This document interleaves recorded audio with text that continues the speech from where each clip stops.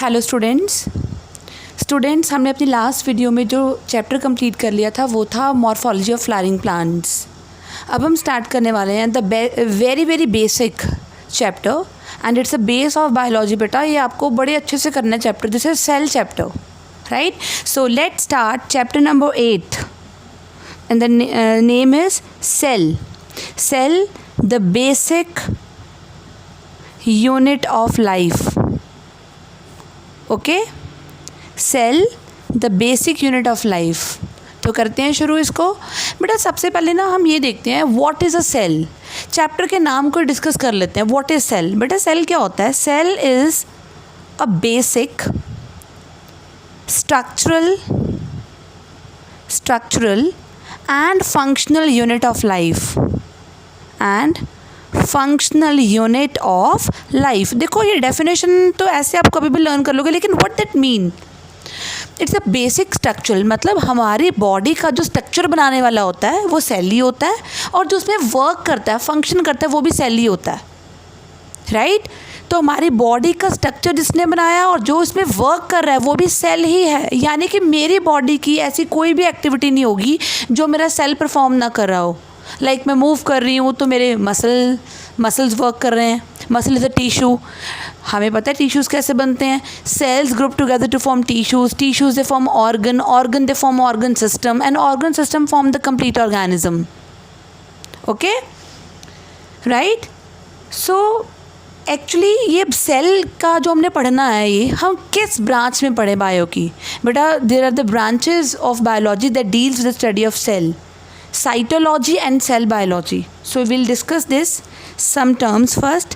Cytology, beta logy word is always for study and cyto word is for cell की study, right? Study of the cell is known as cytology. Okay अब ये इसमें हम पढ़ेंगे क्या? बेटा जब मैं साइटोलॉजी टर्म यूज़ करूँगी ना, ये बहुत नैरो सी टर्म है। इसमें हम क्या देखते होते हैं? सिर्फ स्ट्रक्चर देखते हैं और देखते हैं only function. So, cytology is a study of structure. It is a study of structure and function of the cell. Basically हम cells का function भी इसमें इतना importance नहीं देते composition को। Basically cell किसका बना हुआ है? Composition, right? So study of structure and composition of cell is known as cytology, right? और द ब्रांच ऑफ बायोलॉजी, अब एक और ब्रांच है उसका नाम है सेल बायोलॉजी। उसमें काफ़ी ब्रॉड चीज़ें आ जाएंगी, काफ़ी ब्रॉड टर्म है ये सेल बायोलॉजी। इसमें हम क्या क्या देखेंगे? हम देखेंगे सेल का स्ट्रक्चर क्या है, सेल की जेनेटिक्स क्या है, सेल के अंदर केमिकल्स कौन से हैं, सेल कैसे डेवलप होता है, कैसे फंक्शन करता है। क्योंकि हम इसमें बेसिकली फंक्शन को नहीं इंक्लूड करें तो बेटर है, हम इसमें कॉम्पोजिशन देखेंगे। So it includes the structure, right? Chemistry, chemicals कौन से हैं, डेवलपमेंट, जेनेटिक्स एंड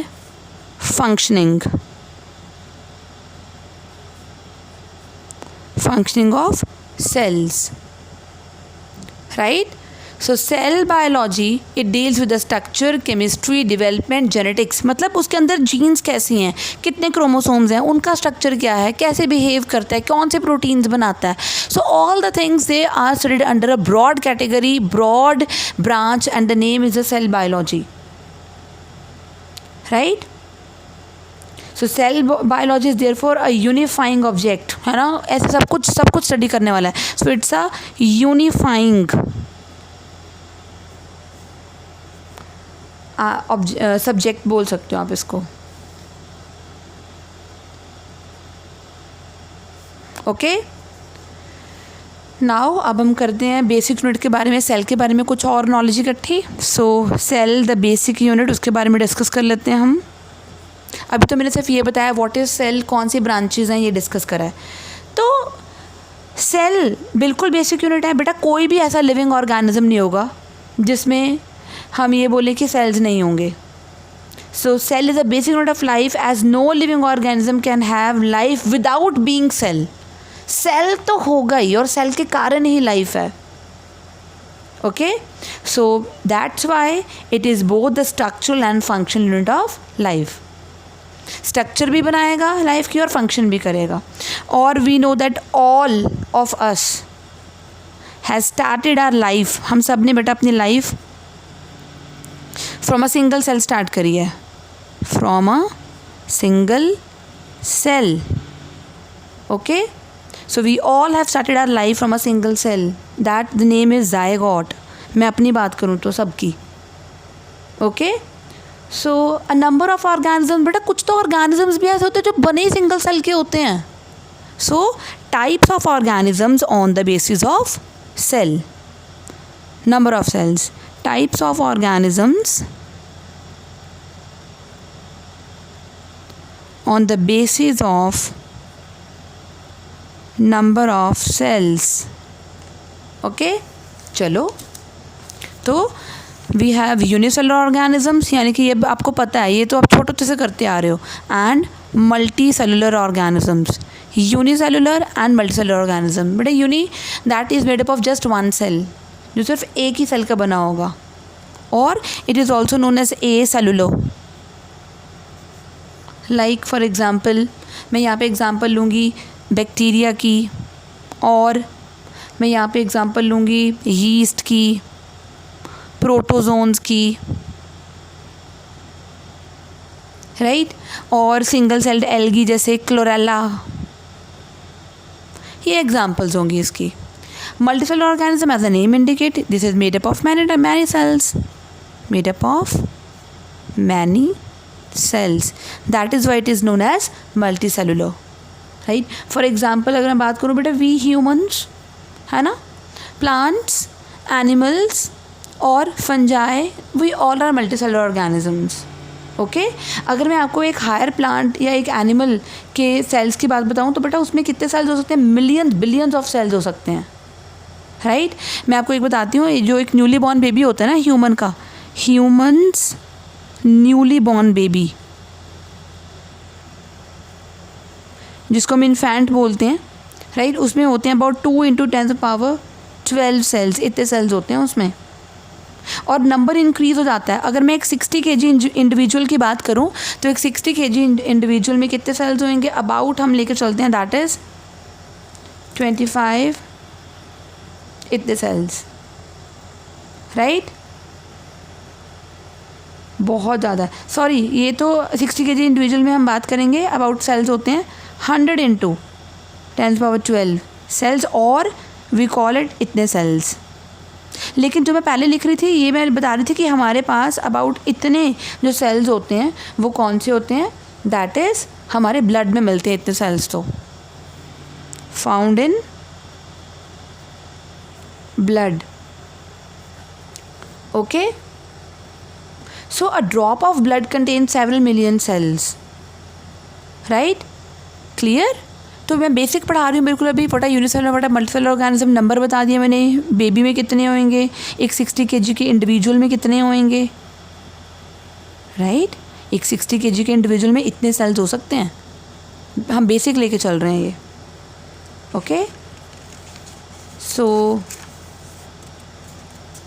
अच्छा, आपके माइंड में ये क्वेश्चन तो आता होगा ना कि जैसे एक लार्ज साइज़ का बंदा है तो उसके बड़े सेल्स भी बड़े बड़े होंगे. नो बेटा, ये बात याद रखो, चाहे इंडिविजुअल कितना मर्जी बड़ा हो, एलिफेंट की तरह एनिमल हो, चाहे एक एंट हो, साइज़ सेल का सेम रहेगा, नंबर अलग होगा. राइट. ये बात याद रखनी है आपको कि सेल का size does not depend upon the size of organism, बल्कि नंबर ज़्यादा होगा. राइट. तो मैं ये कह सकती हूँ कि जो मल्टीसेलुलर ऑर्गेनिजम्स होते हैं ना, जैसे कि हमारे में जो सेल्स हैं वो बिल्डिंग ब्लॉक्स हैं हमारे. इन मल्टीसेलुलर ऑर्गेनिजम्स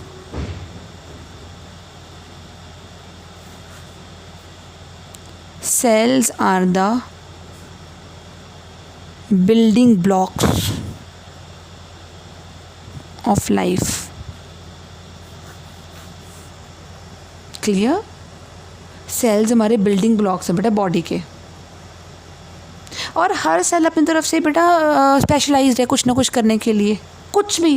जैसे सपोज नर्वस सिस्टम के न्यूरॉन्स हैं वो मैसेज कंडक्ट करने के लिए हैं, मसल्स हैं वो हमें मूवमेंट कराने के लिए हैं, किडनी के जो सेल्स हैं नेफ्रॉन्स वो फिल्ट्रेशन करने के लिए हैं, हार्ट के सेल्स, हार्ट की मसल्स है ना वो ब्लड को पंप करने के लिए। सो जितने तरह के सेल्स हैं हमारे पास वो इतने सारे सेल्स अपने आप में खुद में स्पेशलाइज्ड हैं to perform different functions. Okay, हाँ, ह्यूमन बॉडी में अबाउट 200 डिफरेंट तरह के सेल्स हैं। Bone cell, connective cell, muscle cell, gland cell, germ cells, germinal cell जिनको हम बोलते हैं, pigment cells, WBCs, RBCs, platelets, so many cells, right. Actually ये जो सेल्स हैं ये सिर्फ हमारे बिल्डिंग ब्लॉक्स ही नहीं हैं, बल्कि ये तो हमारी क्या हैं, फंक्शनल यूनिट्स भी हैं। मैंने पहले ही बताया था कि हमारे जो सेल्स हैं बेटा वो हमारी बेसिक स्ट्रक्चरल, हमारी स्ट्रक्चर भी बनाते हैं और हमारा फंक्शनल यूनिट भी है वो, they are also are functional unit, basic function unit भी है सेल हमारा। बेटा अभी का ये जो टॉपिक है बिल्कुल जनरल है, राइट। और आपको ये भी पता है लाइफ जो है अगली लाइफ तक कैसे जाती है, with the help of cells, है ना। So cells means life passes from one generation to next. This is generation 1 first, this is generation 2nd. So life passes from one generation to next with the help of cells.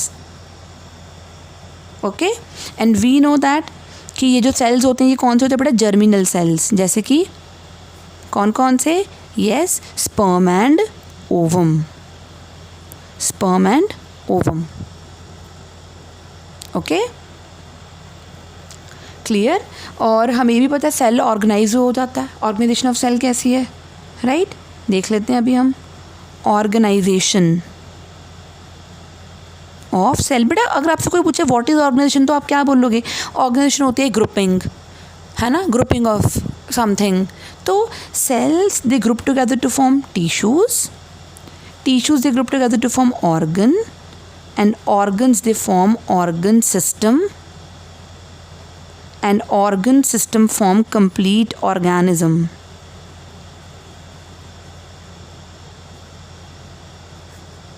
Right? So this is the organization of the cell. Okay? ये बात समझ में आ गई ना कि ये तो आप छोटे से पढ़ते आ रहे हो, cell it form tissue, tissue से फॉर्म ऑर्गन, ऑर्गन से फॉर्म ऑर्गन सिस्टम, और organ system form complete organism. Clear. तो हम ये कह सकती हूँ कि जो सेल है, अच्छा ये बताओ नए सेल्स कहाँ से आते हैं, फ्रॉम पुराने सेल्स। तो all the new sales arise from pre existing cells. जो पहले के पड़े हुए सेल्स होते हैं उनकी डिवीजन से ही ये बनते हैं नए सेल्स, राइट। बेटा कुछ सेल्स जो हैं वो टोटीपोटेंट होते हैं, सेल्स आर टोटीपोटेंट। ये क्या होता है, some cells are totipotent, not all. ये टोटीपोटेंसी की जो पावर होती है ना वो बेसिकली प्लांट सेल्स में होती है। बेटा टोटीपोटेंसी होता क्या है, टोटीपोटेंट क्या होता है, the ability to form complete organism.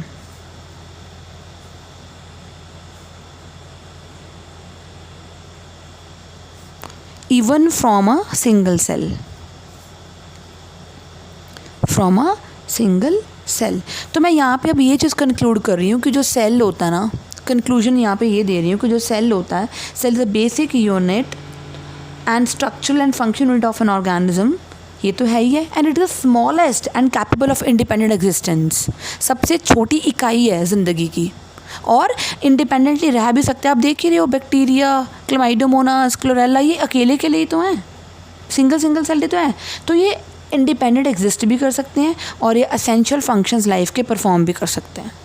Clear, right. तो मैंने ये यहाँ पे आपको एक चीज़ समराइज कर दी है कि सेल क्या चीज़ है। अब बेटा हम बात करेंगे डिस्कवरी ऑफ सेल। सेल की डिस्कवरी कैसे हुई, किसने करी थी छोटे से सेल की discovery, right. So next topic is the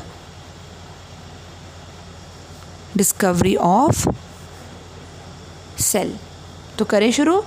बेटा वी नो दैट कि वर्क जो है सेल के ऊपर वो तो बेटा कितने सालों से फ्रॉम लास्ट 3.5 हम अगर बात करें, इतने सेंचुरी से काम चल ही रहा है, इतने सेंचुरीज होगी, ऑलमोस्ट 3-4 सेंचुरीज होगी इस पर काम चल रहा है बेटा। पर इसके लिए हमें चाहिए क्या था? माइक्रोस्कोप चाहिए था। तो डिस्कवरी के लिए हमें क्या चाहिए? सेल की माइक्रोस्कोप चाहिए था, इंस्ट्रूमेंट चाहिए थे, लेकिन उनकी इंस्ट्रूमेंट्स की भी गुड रिजॉल्विंग पावर होनी चाहिए थी, मैग्नीफाई कर सके वो चीज़ों को, है ना। तो मैग्नीफिकेशन और कुछ हमें टेक्निक्स और सीखनी पड़ी, जैसे प्रिजर्वेशन टेक्निक सीखनी पड़ी, सेक्शन काटना, स्टेनिंग करना, स्टेनिंग होता है कलर देना ताकि हमें सारी चीज़ें आराम से दिख सकें, राइट। माउंटिंग करना, जैसे अगर मुझे कोई सपोज़ मुझे ये प्लांट के पीस में से इतना सा पीस निकाल के मुझे स्लाइड पे रखना है, तो उसके ऊपर मुझे कवर स्लिप लगानी है, तो उसको बोलते हैं माउंटिंग, है ना।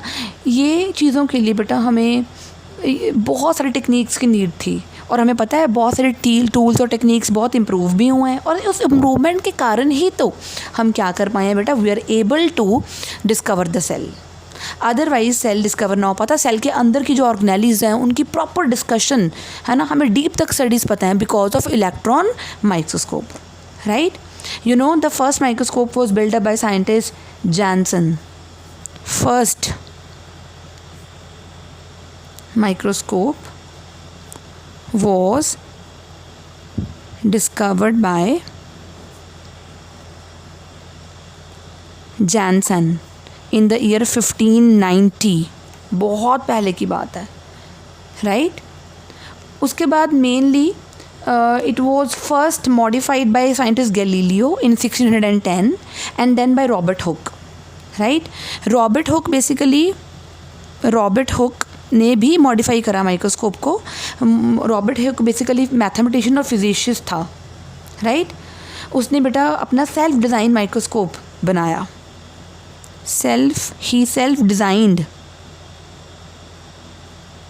द माइक्रोस्कोप, और उसने अपने सेल्फ डिज़ाइन माइक्रोस्कोप से ही बेटा इंटरनल स्ट्रक्चर स्टडी करी थी नंबर ऑफ प्लांट्स की। So with the help of self design microscope he studied number of cells, number of internal structure of the cells, number of cells भी लिख सकते हो in different plants, right. But he was a mathematician, okay. और उसने अपनी सारी के सारे फेमस वर्क को, अपनी स्टडी को उसने लिखा था अपने बुक में। उसके बुक का नाम था Micrographia. So he has written all his proceedings in the book named Micrographia in the year 1665, okay, clear. उसने करा क्या था बेटा, ये आप लोग बहुत पहले से पढ़ के आ चुके हो, ऑलरेडी छोटे होते ही पढ़ के आ चुके हो बेटा। उसने क्या करा है, he took a piece of cork, right. Cork तो लिया उसने, बट किस प्लांट का? स्पैनिश ऑक। स्पैनिश ऑक का इसने कॉर्क का पोर्शन लिया, राइट। और उसने इस कॉर्क के पोर्शन की स्लाइसेस बनाई by the means of sharp knife, उसकी स्लाइसेस बनानी शुरू कर दी। स्लाइसेस को बेटा उसने फिर माइक्रोस्कोप नीचे जब देखा, उसका सेल्फ डिज़ाइन माइक्रोस्कोप था, जो उसने देखा तो उसको क्या नज़र आया, उसको एक बॉक्स लाइक कंपार्टमेंट्स नज़र आए कुछ इस तरह से। What he has seen tiny ऐसे बॉक्स लाइक कंपार्टमेंट्स नज़र आए। So under the self-designed microscope, when Robert Hooke saw the cork of Spanish oak, what he has seen tiny compartments, these.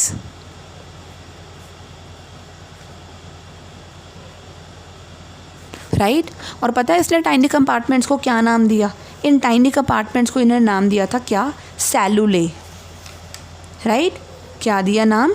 ये इनका नाम सेलुले। वैसे सेल वर्ड होता है for little room, a little room, right. जो अब हम क्या बोलते हैं उसको, वैसे लैटिन में सेलुले बोलते हैं, अदरवाइज या हम इसको क्या बोलते हैं, सेल्स, ओके। सिंगुलर सेलुला होता है वैसे, अदरवाइज प्लूरल को हम सेल्स बोल सकते हैं। वैसे सेल का मतलब होता है लैटिन में कि होलो स्पेस, कंपार्टमेंट को बोलते हैं, राइट। उसको इनका कोई सिग्निफिकेंस नहीं पता था, ये स्ट्रक्चर्स क्या हैं, ये कैसे कंडक्ट करती हैं चीज़ें, उसको कुछ भी नहीं पता था हुक को, राइट। हुक ने जो सेल्स चूज़ करे थे वो डेड सेल्स से बेटा उसने कॉर्क लिया था। कॉर्क डेड होता है, जो कॉर्क होता है वो पेड़ का तना होता है, ट्री का तना उसको बोलते हैं, राइट। आपको पता है जो सेल वर्ड है वो एक मिसनोमर है। इसका मतलब है सेल का मतलब ये नहीं, सेल का नाम गलत रखा हुआ है, मिसनोमर। इसका ये जो नाम है वो इसको एक्सप्लेन नहीं करता, इसकी इसकी प्रॉपर्टी नहीं डिस्क्राइब करता। ऐसा क्यों बेटा, मैं आपको बता दूं, सेल का मतलब तो होता है लिटिल रूम, बस एक खाली room that is bounded by walls. But लेकिन जो सेल होता है दैट इज़ नाइदर एम्प्टी, हमेशा एम्प्टी नहीं होगा, एंड ऑल मतलब एम्प्टी होता ही नहीं, and is not always bounded by walls. Bounded by walls तो हमेशा उसके आसपास वॉल भी नहीं होगी। ये भी कौन सा ज़रूरी है कि हमेशा वॉल होएगी। बेटा एनिमल सेल में देख लो, वॉल थोड़ी होती है, प्लांट सेल में होती है वॉल, तो फंजाई में होती है वॉल, लेकिन एनिमल सेल में वॉल नहीं होती। Right, this must be very much clear in your mind that cell का मतलब होता है little room that is bounded by walls, but it is not quite sure that कि cell will always be empty and is not bounded by the walls. बेटा ये ज़रूरी नहीं है कि वॉल होगी। क्लियर। तो ये नाम क्या हो गया, सेल नाम मिसनोमर हो गया। Right, okay. नाउ बेटा उसके बाद आती है साइंटिस्ट बात ल्यूवेनहॉक की। ल्यूवेनहॉक, इसका फुल नेम है Anton von Leeuwenhoek. In the year 1673 he was the first to describe and observe and sketch, even made a diagram of free living cell. So he observed first living cell. अगर आपको dead cell पूछा जाता है तो hook आएगा, ये first cell पूछा जाता है, उन्होंने कुछ नहीं पूछा लिविंग या डेड, तो आप हुक का नाम लोगे। लेकिन Leeuwenhoek was a scientist, he observed first living cell that was free living cell. तो उसने क्या क्या देखा था, ही हैज़ ऑब्जर्व्ड बैक्टीरिया और प्रोटोजोआ और स्पर्मेटोजोआ और आरबीसीज, ये देखे। Right, so in the beginning of 19th century बड़े ये क्लियर हो चुका था 19th सेंचुरी की स्टार्टिंग में कि जो ऑर्गेनिजम्स होती हैं ना वो एक या एक से ज़्यादा सेल्स के बने होते हैं। राइट, ये क्लियर हो चुका था। उसके बाद बारी आती है एक और साइंटिस्ट की, very very important, Robert brown. Hook की तो बात हम कर ही चुके हैं। Robert Brown in the year 1831 he discovered the presence of a structure that is called as nucleus in the cells. Right, nucleus is called as the brain of the cell. So Robert Brown in the year 1831 observed nucleus in the cell. Right, nucleus is known as the brain of the cell. Okay,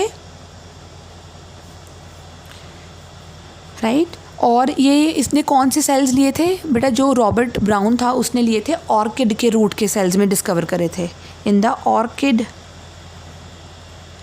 root cell. Okay,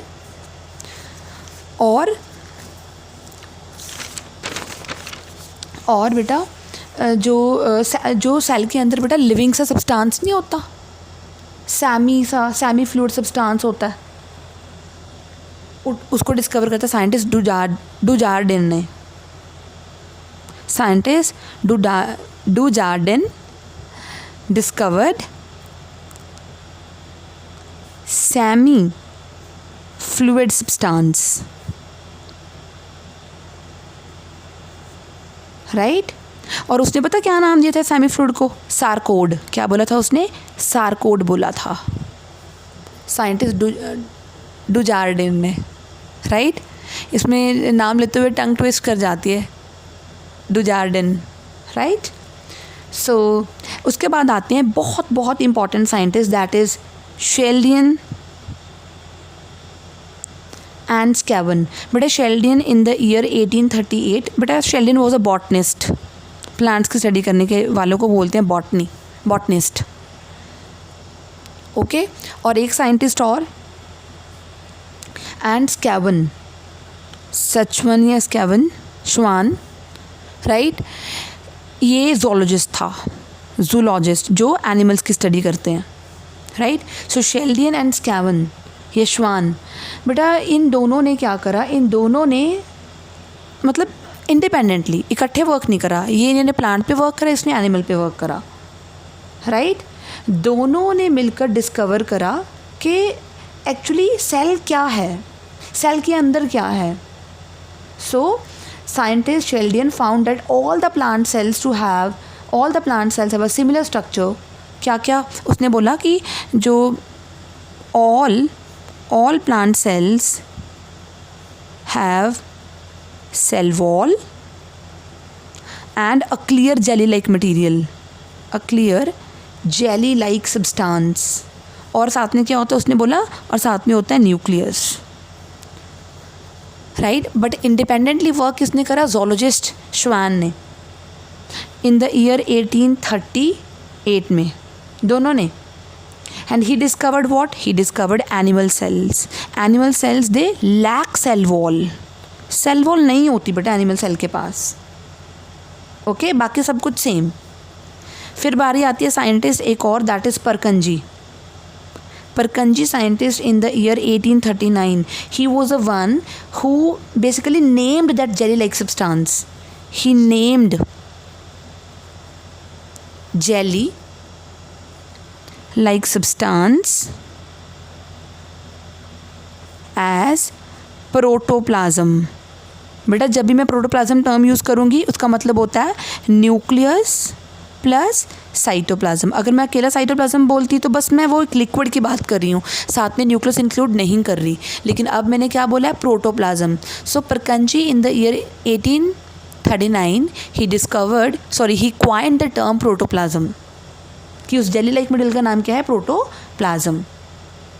यानी कि cell membrane was discovered by Schwann, right. क्योंकि इसने बताया था ना animals में cell wall नहीं होती, बल्कि एक और सेल वॉल नहीं है, लेकिन they are bounded by cell membrane. But the name cell membrane, see cell membrane name was given by, discover इसने करी थी स्कैवन ने, but name was given by scientists Nageli and Kramer.